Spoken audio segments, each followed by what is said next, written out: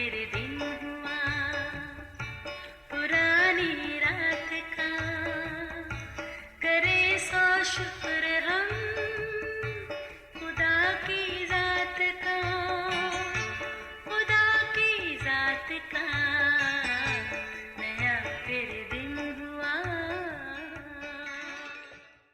آج کی آیت: اپنے ہمسایہ کو حقیر جاننے والا گناہ کرتا ہے، لیکن کنگال پر رحم کرنے والا مبارک ہے۔ امثال 14 باب 21ویں آیت۔ عزیزو، قصے کہانیاں اکثر بھول جاتی ہیں، مگر ان کے کچھ مناظر دل و دماغ پر گویا نقش ہو جاتے ہیں۔ مہینوں پہلے ٹی وی پر ایک اشتہار دیکھا، وہ کچھ یوں تھا: کیسا مزاج ہے یہاں، کیسا رواج ہے یہاں، اونچی دکان کی قیمت پر تو جی حضوری، پر غریب کی 10-20 کی کمائی پر سینہ زوری، کیسا مزاج ہے یہاں، کیسا رواج ہے یہاں۔ پھر جس انداز سے ان الفاظ کی منظر کشی کی گئی، سچ کہوں میں آج تک غریب کی آنکھ کی بے بسی، لاچاری اور مجبوری نہیں بھول پائی۔ ہاں واقعی یہ کیسا مزاج اور کیسا رواج ہے۔ سوچتی ہوں گوشت پوست کا بنا دل پتھر جیسی سختی اور بے حسی میں کب بدلا، سوچوں اور خیالوں کے سلجھے تانے بانے کیسے الجھے، نم آنکھ جیسا حساس عضو اتنا شہزور کیسے بنا کہ دکھ اور غم کی بوجھل گھٹاؤں کے باوجود برس نہیں پا رہا۔ آخر اس بے روحی کی کوئی وجہ تو ہوگی۔ عزیزو، آئیے چلتے ہیں تھوڑی دیر کے لیے دنیا کی تاریخ کے پہلے چیپٹر کی طرف۔ خالق خدا نے کس پیار سے انسان کو اپنے ہاتھوں سے اپنی صورت اور شبیہ پر بنایا، پھر اس خاک کے پتلے کو زندگی دینے کے لیے اپنا دم پھونکا۔ پر ہوا یہ کہ خدا دوست انسان نے نیک و بد کی پہچان کی چوائس میں خدا کی مانند بننے کی خواہش میں بدی کو نیکی پر فوقیت دی۔ بس اسی وقت سے بدی کے جرثومے کا یہ جال پھیلتا ہی چلا گیا اور انسان اس میں آج تک پھنستا ہی رہا۔ اسی جال کی ایک مضبوط تان ہرس و لالچ ہے، جو خوشنما لعابدار شکاری پھول کی طرح اٹریکٹ کرتا ہے۔ کچھ تو احتیاط و اعتدال کی بدولت بچ جاتے ہیں، اور کچھ چالاکی اور ہوشیاری کے باوجود تاحیات ٹریپ ہوتے رہتے ہیں۔ دراصل ایسے کھیل دولت مند بننے کے لیے ہوتے ہیں۔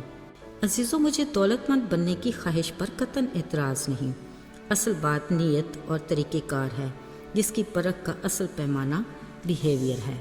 جس طرح ہاتھ کی 5 انگلیاں برابر نہیں، اس طرح بلا شبہ خدا کی اس بستی میں دل کے غریب دولت مندوں نے بھوکے کو اپنے کھانے میں سے دیا، نکڑ کو ڈھانکا، بے سہارا کی لاٹھی بنے، پیاسے کے لب تر کیے، مظلوم کی آہ پر پلٹ کر دیکھا، گرتے ہوئے کو ہاتھ تھاما اور آنسو بہاتی دکھی انسانیت کو تسلی دی۔ اگرچہ ایسے لوگ گویا آٹے میں نمک کے برابر ہیں، جن کا ذکر بھی تاریخ میں بے قدری کے باعث آنکھ سے اوجھل رہتا ہے، مگر گھبرانا کیسا؟ جس منصف کے پاس عدل و انصاف کا ترازو ہے، نہ تو اس کے ہاتھ کبھی ڈھیلے پڑے، نہ آنکھ چپکی، اجر یقینی ہے۔ عزیزو، دوسری طرف ہرس و لالچ کے پرکشش ٹریک پر بھاگتے امارت کی ریس میں حصہ لینے والے بہت سے ہیں۔ ایسی واحد میراتھن جس کی راہ کے ہر سنگ میل پر لکھا ہوتا ہے وانٹ مور مور، جس کا اختتام سانس کی ڈور ٹوٹنے تک رہتا ہے۔ اصل میں دولت کے یہ پجاری اس قرائے ارض کے وہ انوکھے باشندے ہیں جن کی زندگی بس ہرس و لالچ کے مدار پر ہی محو گردش رہتی ہے۔ یاد رہے، اجلت میں دولت مند بننے کی خواہش بڑی ہی بے رحم اور بد لحاظ ہے، جس کے قدم قدم پر بے انتہا خطرے بھی موجود ہیں۔ عزیزو، ہمارا اصلی دشمن ابلیس اسی طاق میں تو رہتا ہے۔ وہ بڑی ہوشیاری سے ہرس و لالچ کی ذرا سی چاشنی اپنی انگلی پر لگاتا اور لالچی کی نگاہ کے سامنے چپکا دیتا ہے، پھر بس مزے سے بیٹھا تماشا دیکھتا ہے۔ نتیجے میں پھر جو انتشار جنم لیتا ہے کسی سے چھپا ہوا نہیں۔ چوری چکاری، ظلم و ستم، رشوت خوری، دھوکہ بازی، حق تلفی، پھر لاقانونیت کا ایسا بازار گرم ہوا کہ خدا کی پناہ۔ قسمت دیکھیے، گھوم گھما کے غریب بس اور لاچار قصوروار، مگر دولت مند ہر بار وکٹری سٹینڈ پر ہی کھڑا دکھائی دیتا ہے۔ عزیزو یاد رہے اندھیرے کتنے ہی گھن گرج کیوں نہ ہوں، پس پردہ ایک ایسی امید کی کرن تو ہے جو عالم بالا پر تخت نشین ہے۔ کل بشر اس کی نگاہ میں اور ہر شے اسی کے اختیار میں ہے۔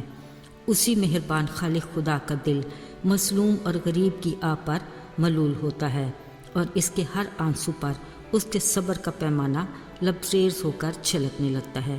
پھر جب اس کی بے آواز لاٹھی اپنا کرشمہ دکھاتی ہے تو پھر ہی ہر زیرو کانپنے لگ جاتی ہے۔ یعنی 4 سال پہلے کرونا کا خوف، ہر سال ڈینگی جیسی خوفناک صورتیں، اکثر ابر باران کی سیلابی تباہ کاریاں، جی ہلا دینے والے حادثاتی اموات اور نہ جانے کیا کیا۔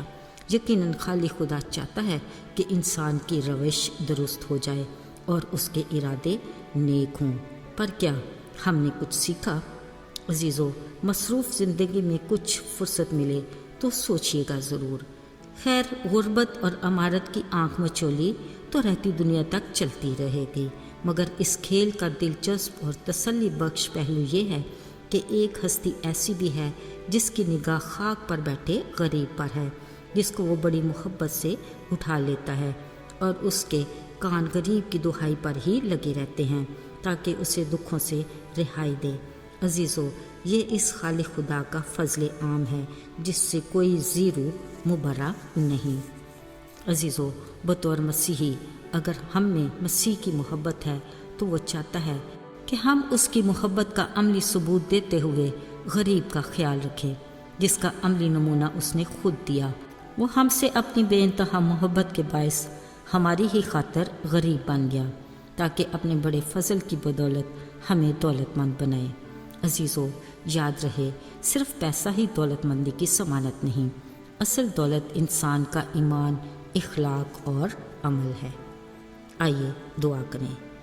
اے خدا، تیرے بڑے فضل اور پیار کے لیے ہم دل کی گہرائیوں سے تیرے شکر گزار ہیں۔ تو ہم میں اپنی محبت کی خوبی کو برقرار رکھ تاکہ ہم عملی طور پر بہت سو کے لیے بابرکت بن سکیں۔ یسوع کے پاک اور مبارک نام میں آمین۔